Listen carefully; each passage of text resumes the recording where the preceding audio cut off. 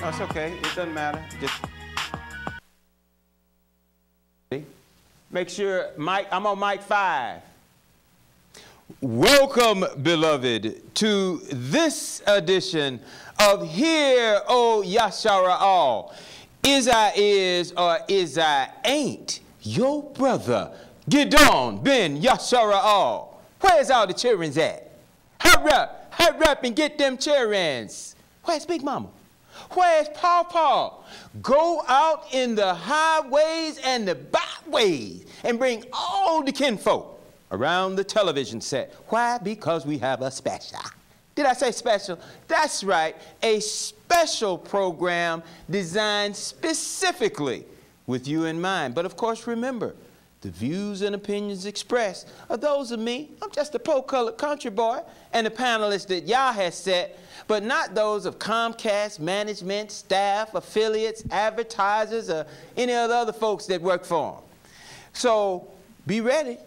Mature verbiage alert. We got people from the old guard that then came back on the set. But we have a powerful program, and it is entitled Practical Nationalism. Practical nationalism.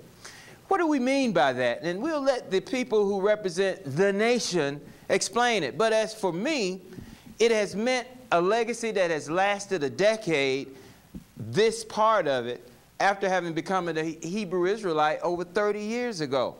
And you have watched, those of you who've been on this program, as we have gone to the Capitol and petitioned the Capitol based on Dr. Thrasher's recommendation. We have challenged in court the designation of Negro. And I want you to see if you, did we go to the flag? Did we ever get the flag shot? I don't think we did. Let's first of all did we get the flag shot? Okay. What I want to do is I want you to zoom in and get your focus on this birth certificate.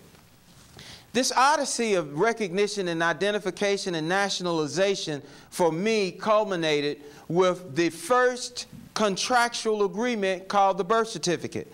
And as a result of the God of our forefathers, Yah, he empowered me through his beloved servant, Elder Yaakov ben Israel, to search out my identity. And throughout the years, it culminated to a name change and then ultimately to a birth certificate change.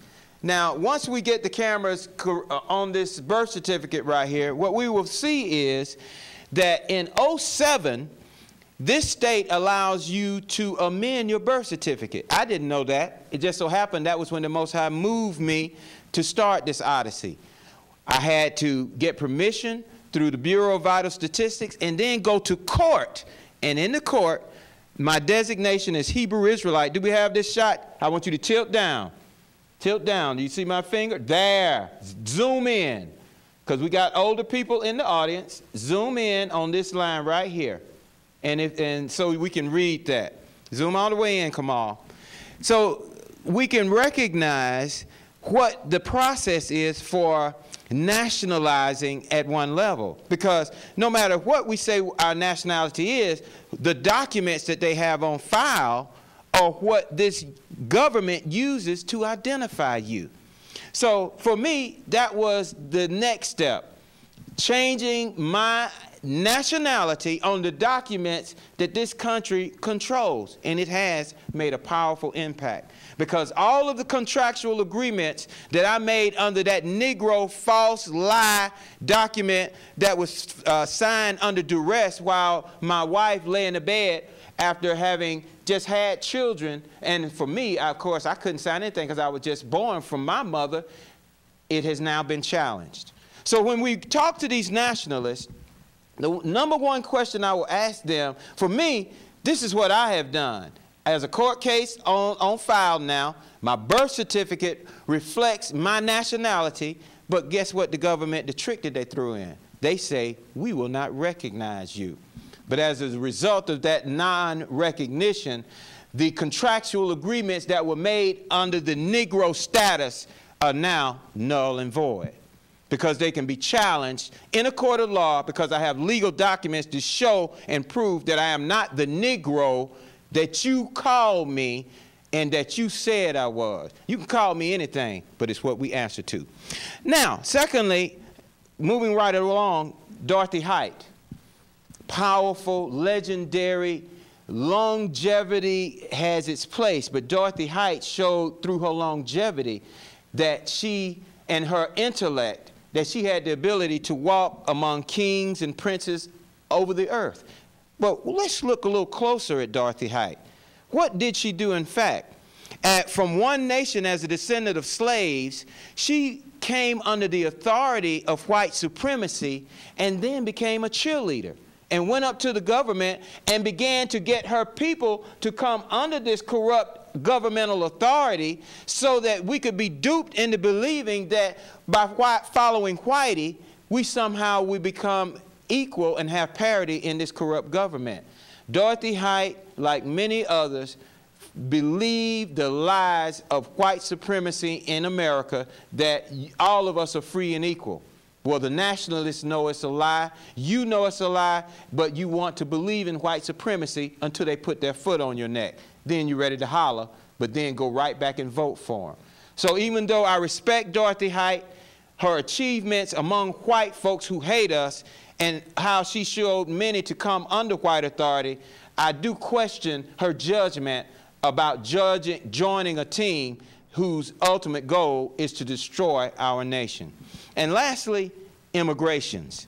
See, once again, the issue of nationalization and the nationalists is a very important one, because when you talk about immigrations, an immigrant normally has a government through which he negotiates his immigration process through, i.e. NAFTA, the Latino people. Their government is already, Vicente Fox already has negotiated deals through with Clinton for them to do what they're doing now, and that's take back parts of the land and join in with white supremacy to dispossess us and take over jobs that we normally. So as a nationalist, we're not even afforded the rights of an immigrant.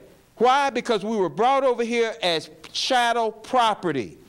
And the information on this document called the birth certificate gives this state rights over you and make you and your children wards of the state, where you are fiduciary for a financial debt that your and my children did not incur, but now have been made partial to because of their numbering system. So we want to ask the nationalists, how do we exercise ourselves from? For me, this is what it's culminated into. I'm now not recognized in this country. That's good for me. What is their plan? And we're going to hear it. So without further interruption, practical nationalism. And we have a powerful panel right here that the Lord have mercy, the Most High done brought up in here.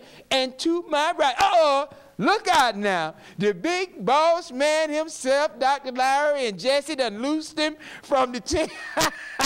He must have been kicked out. He must have been being bad. Yeah. He done kissed the ring finger, so he coming back to the colored folk right here to lick his wound. But you know who he is. Oh, you slumming now.